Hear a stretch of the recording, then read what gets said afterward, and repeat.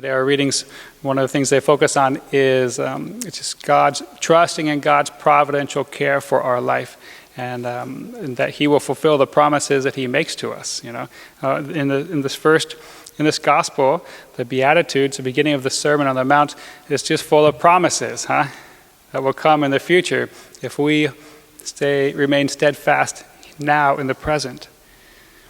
You know, blessed are the poor in spirit, for theirs will be the kingdom of heaven.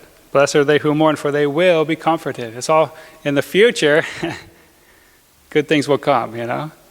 Right now, there's no promises. What's promised now from God? Poor in spirit, mourning, grieving, meekness, hunger, merciful, persecution.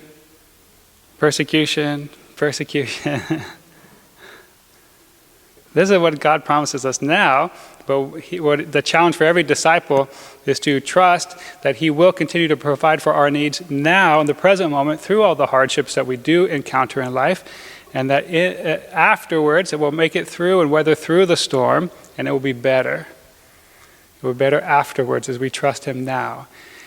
And as Elijah learned, like even in the midst of the difficult challenges in life, when our life is crumbling down around us and there's nothing we can do about it, God is still providing for our needs, giving us our daily bread even then. You know, you're going through a hard time right now? Anybody? How is God providing for you? How is He providing for you? Maybe not giving everything we want, but He is the Lord our shepherd who gives us everything we need so that we do not lack. Put your place in Elijah's shoes today. Beginning the book of Kings here, Elijah shows up for the first time in the book of Kings. He says, and the first thing he says is to Ahab, King Ahab, "As the Lord, the God of Israel lives, whom I serve, during these years there will be no dew or rain except at my word." How would you like to be that prophet, who has to say those words to the king? Announcing a drought that's going to last for years. What comes if there's a drought? Also, that means there's going to be famine. There's no crops if there's no water, right? For years. And then what's the Lord say to Elijah? "Leave here, go east and hide." Go and hide. Why? Well, because everyone's going to want to kill him or strangle him or torture him until he gives the word to bring back the rain, right?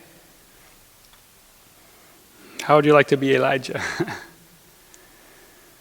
Trusting that even when he delivers this word, God's going to provide, save his life. Oh, how about maybe that God's going to provide for him? He has to walk through and live through the drought. He's going to have to live through the famine. He's going to have to go through the hard times too. You think he might be saying, looking up every day during his morning prayers, "God, today can we give the word for the rain to come back?" Is today going to be the day? During these years, there will be no dew or rain. So he has to go and hide by the Wadi Cherith east of the Jordan, and God tells him, "You will drink from the stream, and I've commanded ravens to feed you there." And so, indeed, the ravens came, and in the morning and evening they brought bread and meat. Now, come on, get real with this stuff, you know. What do you think? The ravens were bringing a loaf of bread from Vaughn's, you know? Here you go, here's a loaf of bread for the day. This will get you through until evening time, right? No. Maybe at best it was a small little barley loaf the size of your fist, hard and crusty, probably with, the ravens were chipping at it too, getting some bread, right? So as they were eating, then they dropped some off, gave a couple little scraps to Elijah. How about the meat? Was it like a New York steak? Medium, cooked medium, Maybe medium rare? It probably was rare, Whatever, animal died, and the ravens were pecking at it. Then they snatched some up, flew in the air through all the hot sunshine, and made it over to Elijah and dropped a little couple scraps of raw, warm animal meat.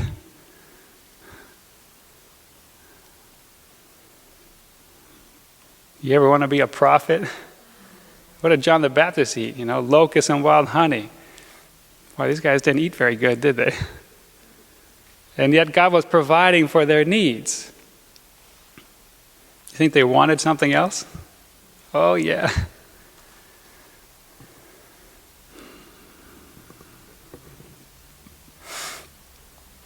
These last couple of months, people have been hungry. There's been no public masses. And they've been hungry spiritually. Maybe they've been hungry mentally, psychologically for some peace, And we've made it through back to now today, the first public mass again in San Diego. You survived, huh? How did God feed you the daily bread, the daily scraps, like He fed Elijah? How has He been nourishing you, giving you exactly what you need, providing for what you need to get you to this moment today? There's still a lot of chaos going on in the world, huh? There's still a lot of fear and anxiety and worry. There's still a lot of trouble that we're all dealing with in our own lives. And in the midst of that, how is God still continuing to provide for your needs? What are the little scraps that He's giving you? It's easy to look over scraps, So today we have to focus like Elijah. What is the hard, crusty bread that He's giving you to eat that's going to nourish you? What is the raw meat from a dead animal that He's giving you to nourish you? What are these little things in our life that we don't even realize, that we look over, that maybe we grumble and complain about? But that's what God's giving us to nourish us, to make it through and weather through this storm.